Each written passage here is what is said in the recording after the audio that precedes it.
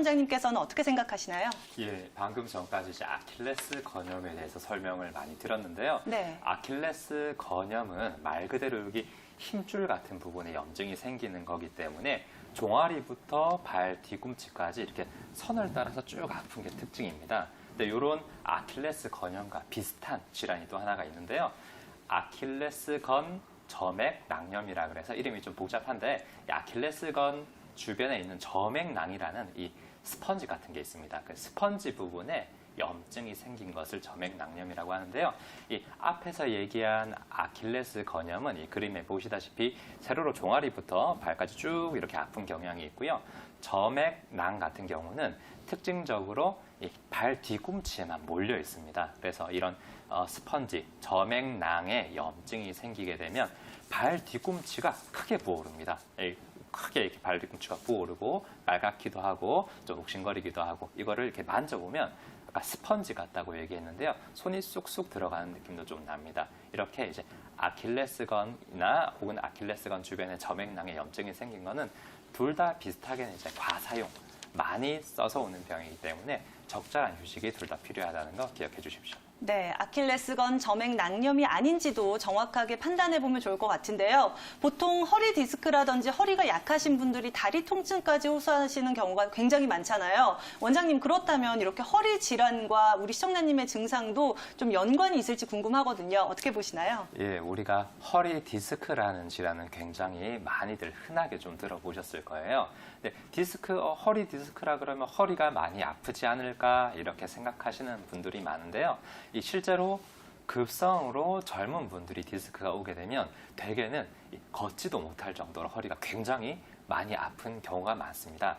근데 반대로 이제 좀 나이가 들어서 만성으로 디스크가 오시는 분들은요, 오히려 허리 증상보다는 엉덩이나 그 밑에 다리나 종아리 같은 부분에 통증, 당김, 저림 같은 걸 호소하시는 경우가 많아요. 그 중에서도 특히 이제 요추 5번, 그다음에 그 밑에 있는 1번 이런 신경들이 디스크에 의해서 눌리게 되면 그 신경들은 아까 말씀드린 아킬레스 건 쪽으로 지나가기 때문에 아킬레스 건염이 아닌데도 허리 디스크 때문에 이 종아리가 당기거나 뒤꿈치가 아프거나 그런 증상이 생길 수도 있고요. 그다음에 이 디스크 때문에 다리가 뻣뻣해지는 증상 때문에 아킬레스 건염이 있던 분들이 더 악화되거나 혹은 이게 중첩돼서 허리 치료를 해야만 아킬레스 건염이 좋아지는 경우도 임상에서 종종 보게 됩니다. 그러므로 이제 아킬레스 건염이라고 내가 진단받고 약을 먹고 여러 가지를 했는데도 이상하게 이게 잘 안 낫고 오래 간다 하시는 분들은 허리 디스크까지 한번 생각을 해서 치료를 받아보시길 권해드립니다. 네, 이렇게 아킬레스 건염뿐만이 아니라 발 뒤꿈치 통증을 유발할 수 있는 다른 질환들까지 살펴봤는데요.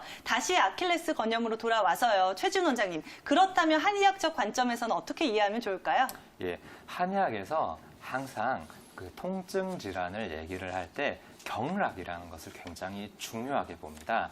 경락 그러면 경락 마사지 이렇게 굉장히 좀 친숙한 단어로 들어보셨을 텐데요. 경락이라는 것은 우리 몸의 기운과 혈액, 기혈이 순환이 되는 통로입니다.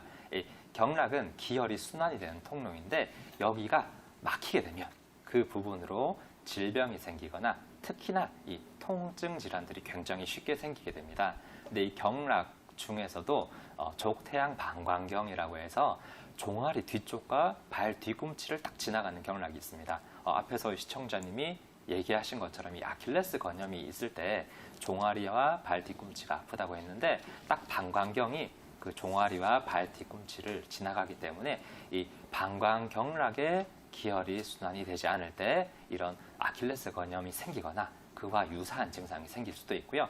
또 하나 이 방광경이라는 것은 허리도 지나가고 등 뒤쪽도 지나가고 뒷목 쪽으로도 지나가기 때문에 방광경락이 안 좋다 그러면 내가 이 종아리 뒤쪽도 당기고 안 좋지만 허리도 내가 평소에 좀 뻣뻣하고 안 좋다.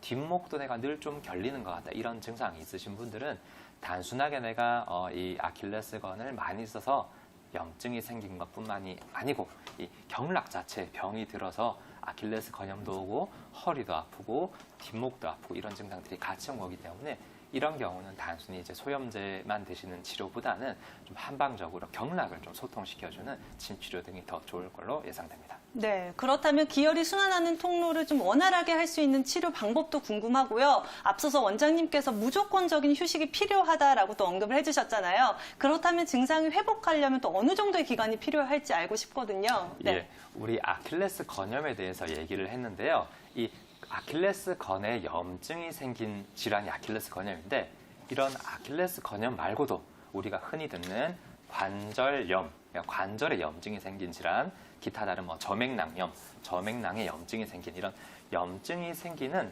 통증 질환은요, 기본적으로 더 악화시키거나 더 자극을 주거나 더 건드리지만 않으면 대개는 3일에서 7일 안에 저절로 좋아집니다. 치료를 안 해도 가만히 놔두기만 해도 좋아지는데 이 잘 생각해 보시면 시청자님 분들 중에서도 내가 어디 다쳐가지고 빨갛게 막 부어오르고 욱신욱신거리고 막 빨갛게 열이 나는 염증이 생겼는데 뭐 특별히 건드리지 않고 가만히 놔뒀더니 저절로 깔아앉는 그런 경험을 해보신 분들이 있을 거예요. 아킬레스 건염도 마찬가지로 내가 다리를 쓰지 않고 충분히 휴식을 잘 취해주면 대개 3일에서 7일 안에 많이 깔아앉게 되는데 근데 실제로 이 환자분들을 보면 일주일 안에 좋아지는 분들이 굉장히 드뭅니다.